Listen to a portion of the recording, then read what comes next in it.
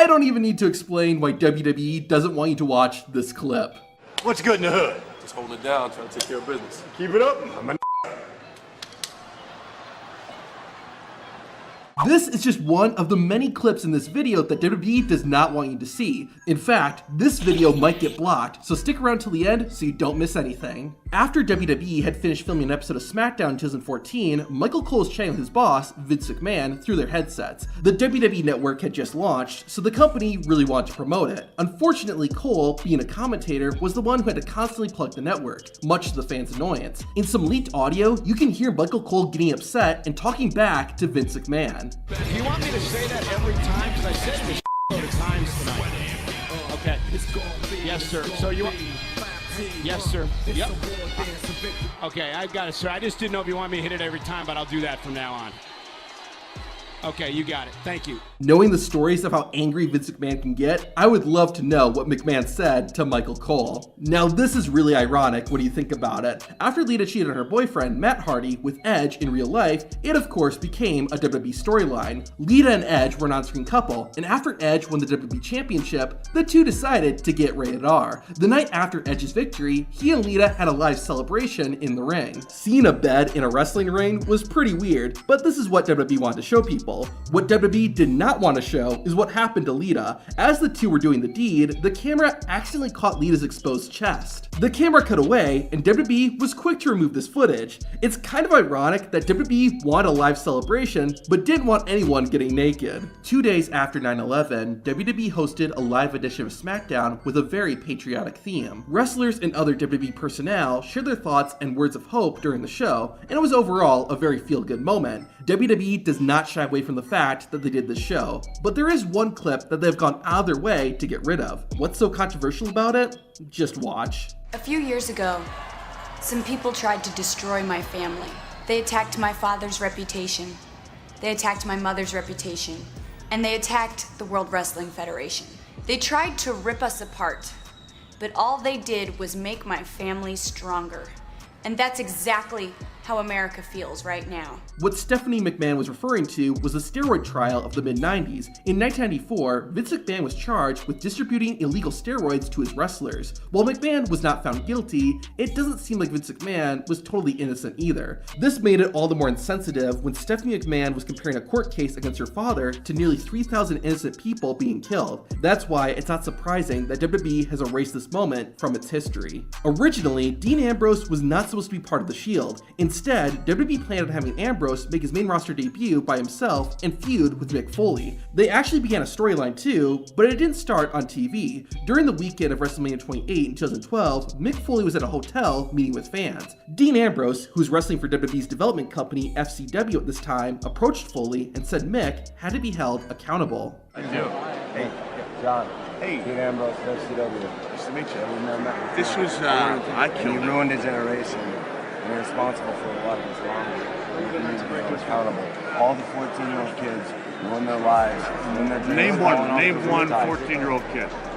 I got smart real quick and I made it, but You a got lot a of my video? friends didn't. A lot of my friends didn't. Your friends are what? Are they dead? And you got off Because of scot-free. me? You need to be held accountable. I don't care what you have to say. You're a criminal. You're a criminal, Mick. Accountable? What does accountable mean? You tell me what accountable means in your book. Security eventually kicked Ambrose out of the building, but this looked like a real altercation between Dean and Foley. Of course, the whole thing was planned, and a rivalry was supposed to be set up that would see Ambrose make his main roster debut. Due to Foley's health though, the hardcore icon wasn't allowed to wrestle, so the rivalry got scrapped, and this confrontation was erased from the internet. In 2000, WWE fans witnessed a love triangle between Triple H, Kurt Angle, and Stephanie McMahon. Both Angle and Stephanie claimed they were just friends. However, Triple H would use this to question not only Kurt's manliness, but also his sexuality. On an episode of Raw, Triple H showed footage of Kurt Angle's Olympic gold medal match and mocked him.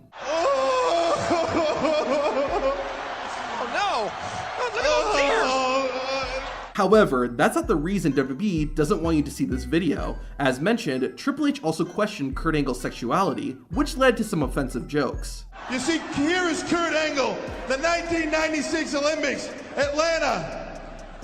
That's an interesting position. What the heck? It's unsurprising that WWE has since removed these jokes from the episode. Stuff like this was commonplace during the Attitude Era, but once WWE went PG, it was very rare to see this type of adult content in WWE. That's what made it all the more surprising to see what happened at the 2016 Royal Rumble. At the show, Charlotte Flair defended the Divas Championship against Becky Lynch. Charlotte had her father, Ric Flair, in her corner, and, as expected, he interfered in the match. What shocked fans, though, was seeing Ric Flair kiss Becky Lynch in order to distract her. WWE personnel backstage were also surprised, as the kiss wasn't scripted. In fact, Vince McMahon was furious that this happened, presumably because a man forcing himself onto a woman would hurt WWE's image. Since then, WWE has erased the kiss from history. So far, these have all just been individual clips. However, there's an entire WWE show you are no longer allowed to watch. Monday, June 25th, 2007 started just like any other day for the WWE. The company was set to air a live episode of their weekly show Raw.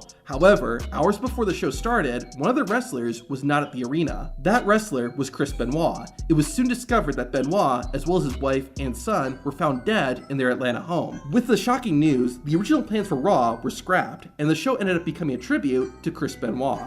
I hope as you watch this, you appreciate that everything that Chris Benoit has done. Wrestlers and other WWE personnel shared memories of Chris Benoit as a wrestler and friend.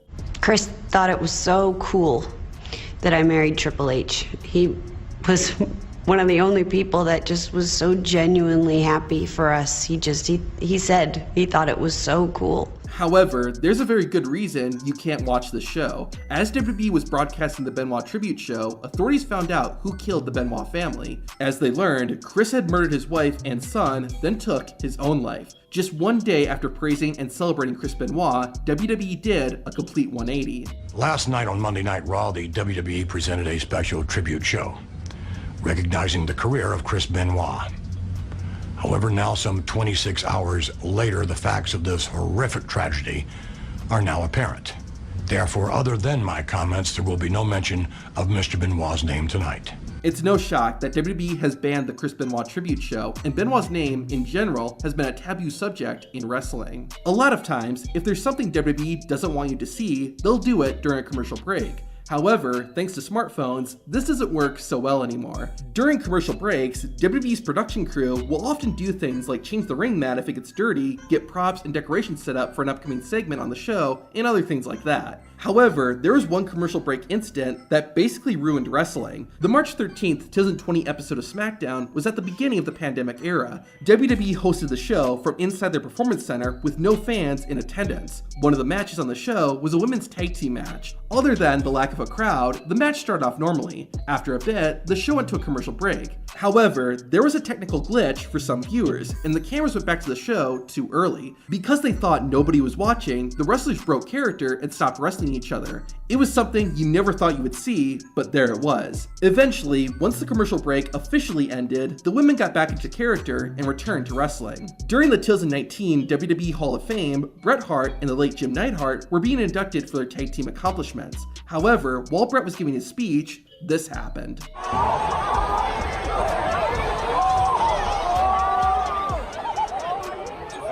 A fan in attendance managed to get past security and dove at Bret Hart. Security and fellow wrestlers quickly came to the hitman's aid, and thankfully, Bret wasn't seriously hurt. After the attacker was escorted out of the building, Hart continued his speech. This incident, of course, has since been removed from the Hall of Fame. However, the man who attacked Bret Hart is still alive, and he was arrested again not long after assaulting Bret. To hear the whole story, watch the video on screen.